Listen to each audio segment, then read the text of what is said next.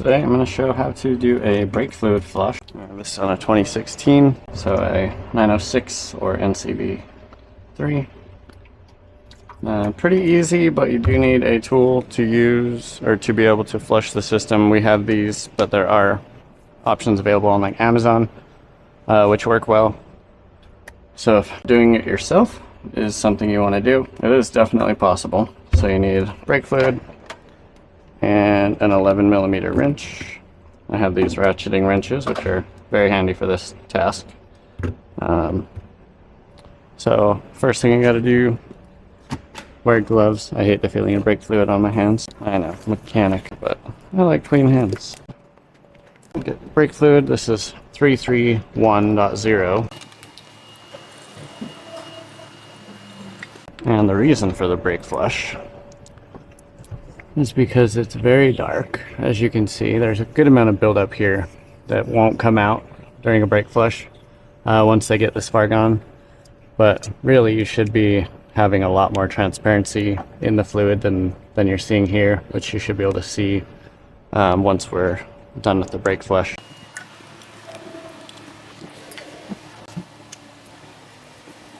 This thing likes to leak, and it makes a nice huge mess. So I try to make sure the seal is dried off a little bit. For whatever reason, having it mostly dried out in here seems to help. Oh my, quite a lot with it not leaking on me.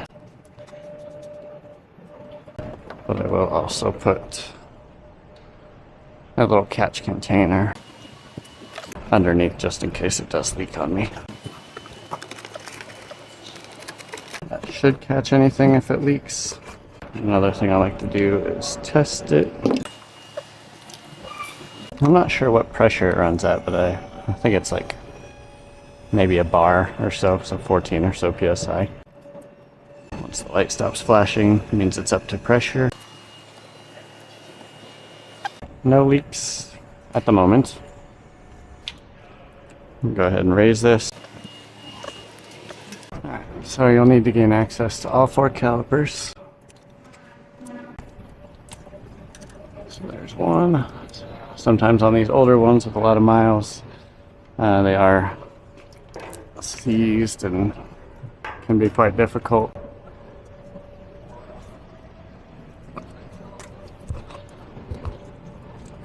So, got the front 2. Now on the back 2 are removable caps like so, so don't forget to put these back on. Now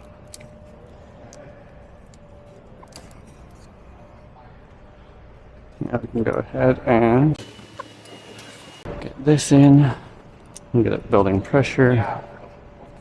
Grab the 11mm wrench. So you want the wrench on there first. If you're using the box end, which I do recommend, it gives it that much more contact and less risk of rounding off the fitting. So wrench in place, set to reverse. Some technical difficulties there.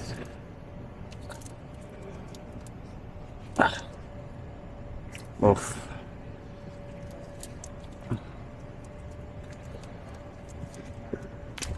Alright. Ow.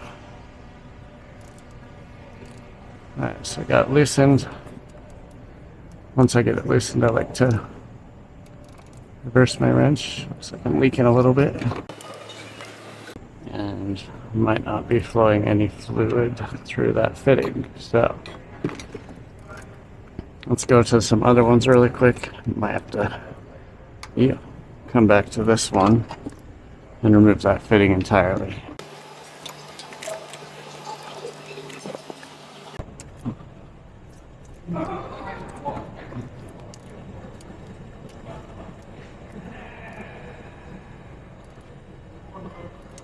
Alright, we got flow out of this one, that's good.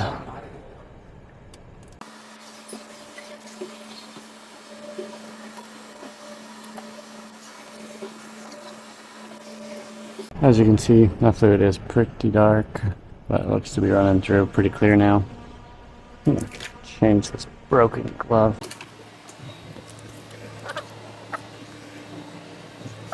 Seems to be running through there pretty clear, so we'll go to the other three, see if we can get those to flow as well.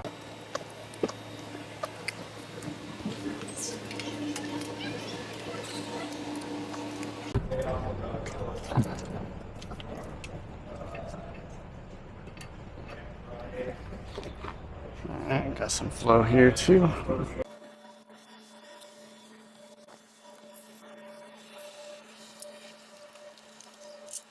That was very dark fluid, but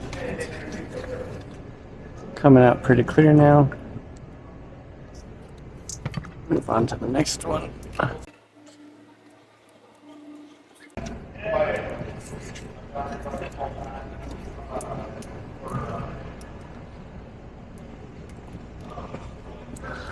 Alright, so it looks like we just got one fucked up bleeder valve, so I'm gonna see what I can do about taking that off and getting it cleaned out.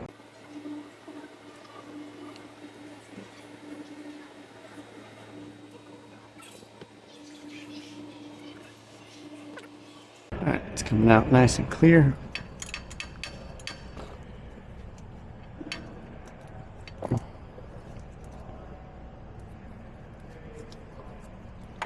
Alright, so now we've got 3 out of the 4 done. No bonk in my head today.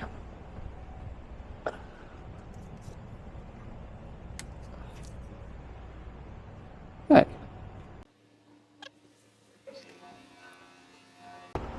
Ah, I see you.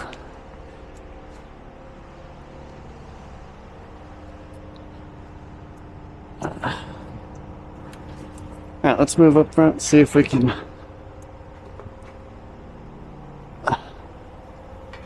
get this fixed. I think I'm going to pinch the brake line off so I don't lose a bunch of fluid. But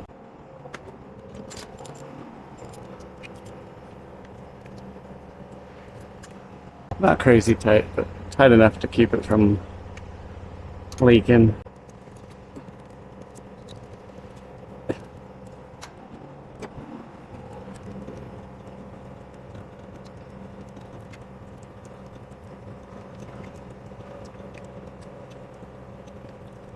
Slippery little guy. Alright.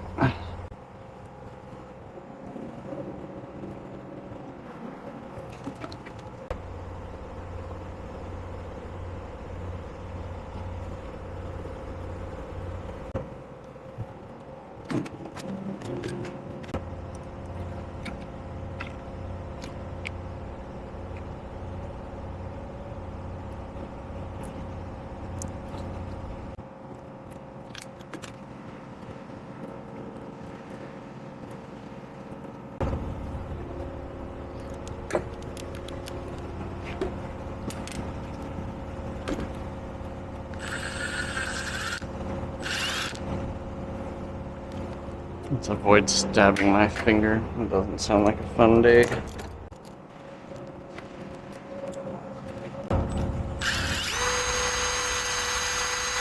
you go.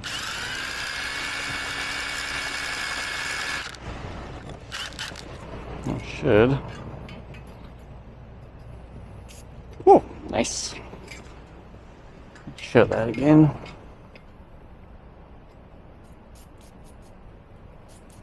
Nice flow. Somehow there was just a little bit of rust in there.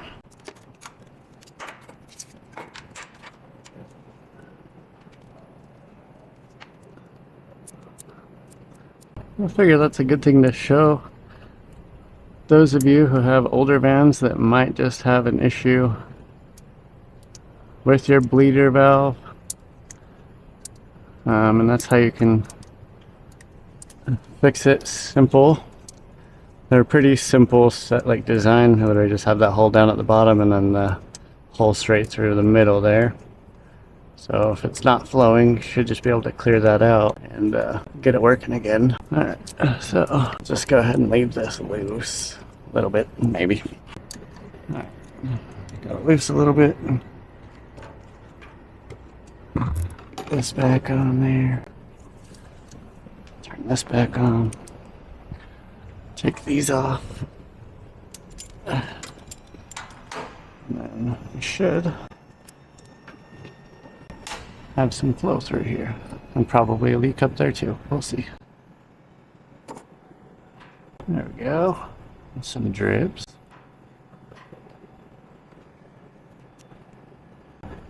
That's better.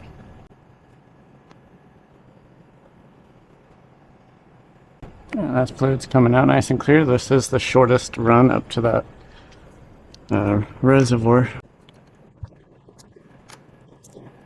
So honestly, water works better for rinsing off brake fluid than like brake clean usually does. But for this sake, I'm just gonna spray it since I already have it right here. But a hose would also work pretty good. Turn that off. Alright. Let's get the vehicle down. I'll show you what the fluid looks like in the reservoir. See if it looks better. Like I said, the reservoir is likely a bit stained because it looks like it's been a while since it's been flushed, and based on the fluid color, I'd have to say that confirms it.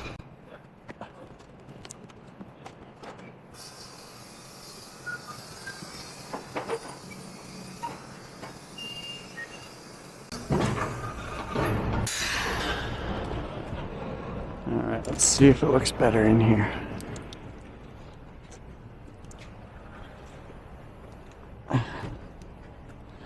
You can definitely see all the way to the bottom now, which is nice. Oh yeah, much better. But like I said, you can see that staining on the top of the reservoir here.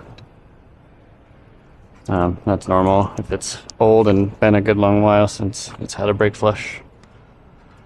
So a lot of times our machine will overfill the reservoir, so I have to extract a little bit. Let's see. Yeah, fuller than I want to be. So if it's too full, we've had it to where the pressure in the reservoir is causing the ABS pump to go crazy. So don't want to be above the max fill for that reason. I literally use this just for brake fluid most of the time.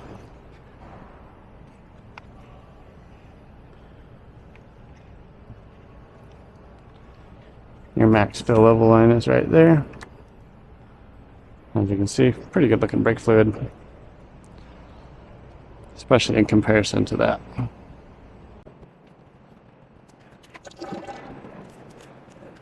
And that is the process of performing a brake fluid flush. This goes for all sprinters, and cars are basically the same thing too. But in this case, an older high mileage sprinter that was in desperate need of a good brake fluid flush. So if you've enjoyed this how-to, please like the video. Give the channel a subscribe if you want to see more, and comment down below.